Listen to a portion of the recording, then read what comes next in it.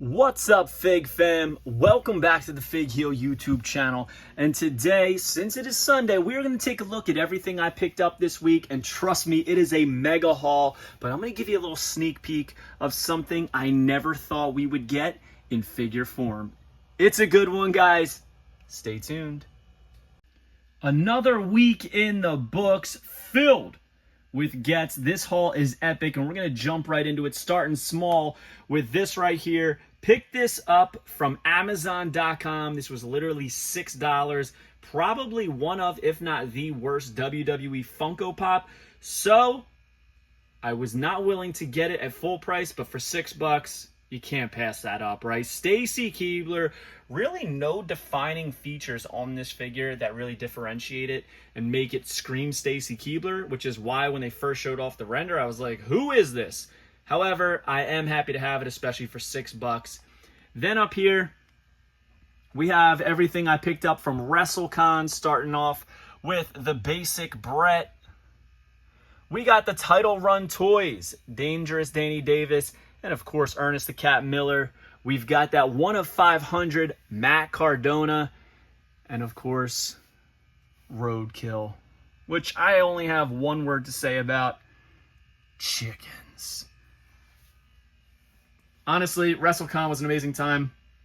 If you haven't watched it, go back and watch the vlog. Me and Macho Friend had an amazing, amazing experience. A lot of fun. SummerSlam was fun. All of it was, but these figures rule. Speaking of ruling, you guys know I am a huge fan of the Knuckle Crunchers line. And this recently went up on Amazon, so you know I had to pick it up. The Final Boss microphone playset. I have every single Knuckle Cruncher that has been released yet, and I was not going to pass up on this playset. No idea where I'm going to get all the space for things like this, but I do love these figures. And if you haven't checked them out yet, trust me, they are some quality minifigs.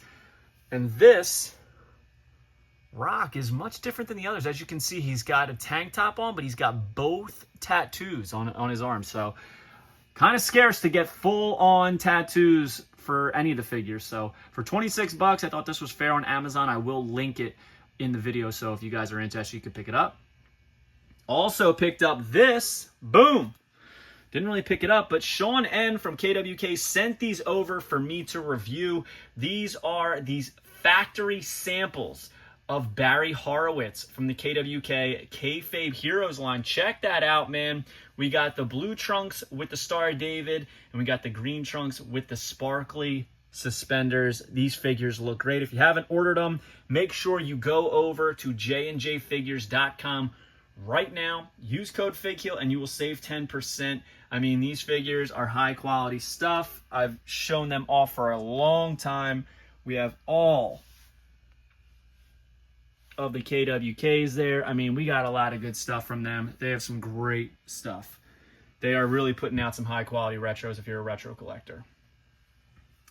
Got this from Foco, the sold out Hulkamania bobblehead. Check that out, man. Rest in peace to the Hulkster. One of my favorite designs for WrestleMania that they ever did. The Stars and Stripes Forever Hulkamania bobblehead.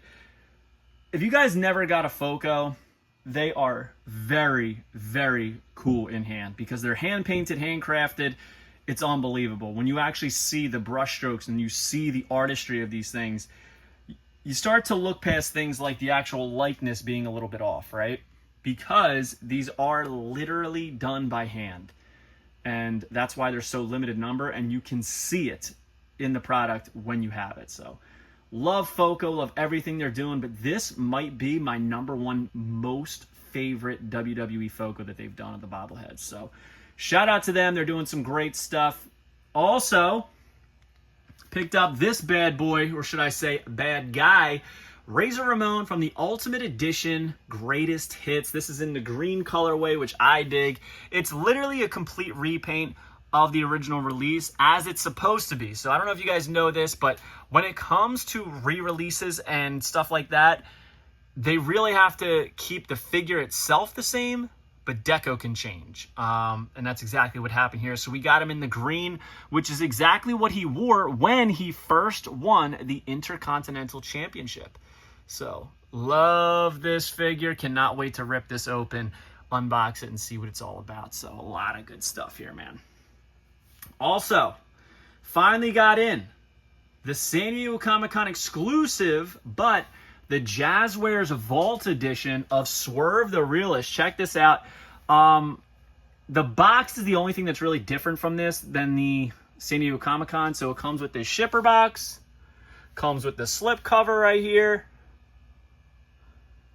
and then we have the figure. You'll notice he's got the claw gloves, he's got the fists, he's got that cloth goods robe that he was supposed to come with in his Unrivaled, and he's got the mask head. But let's be honest, guys, the likeness on this head right here is not it. And you'll see there's a little bit of paint error under the eye.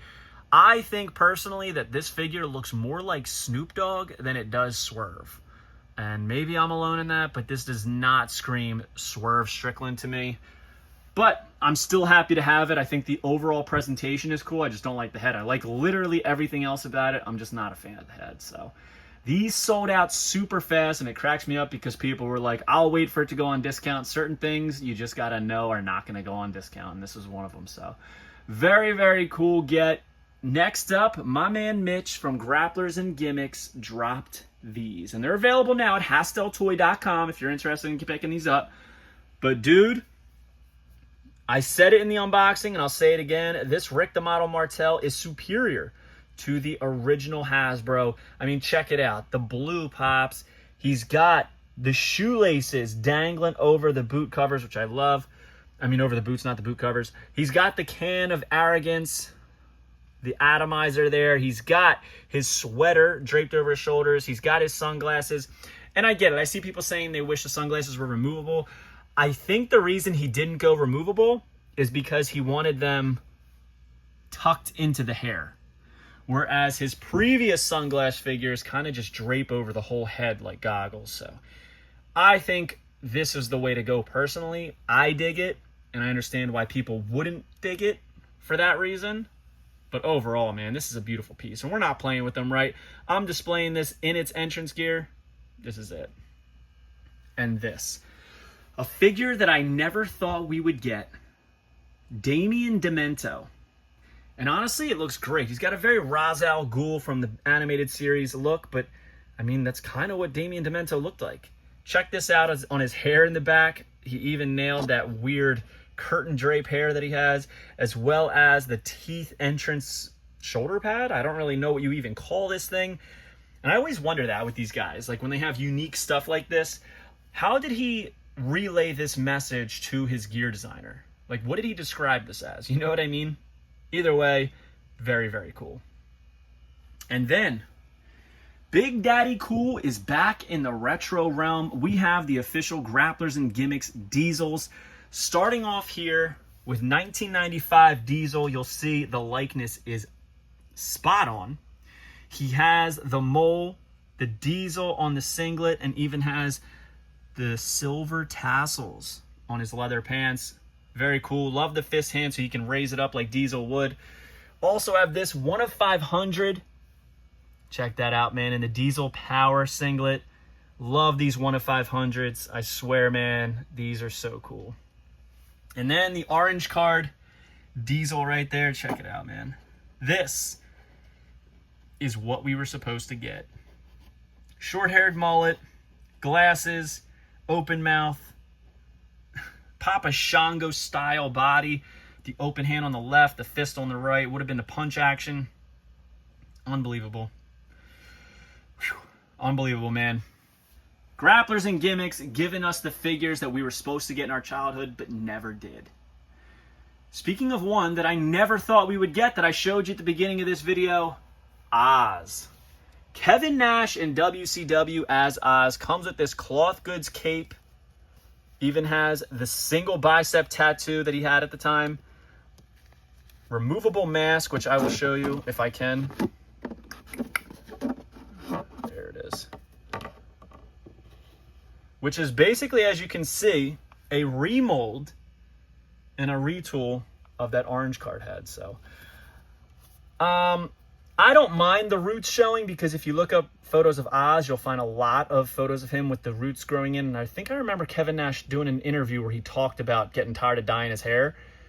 So I am okay with this. I understand why people wouldn't be, but let's be honest. I don't know why anybody would display this without the wizard head on. I feel like that is what made this gimmick so weird.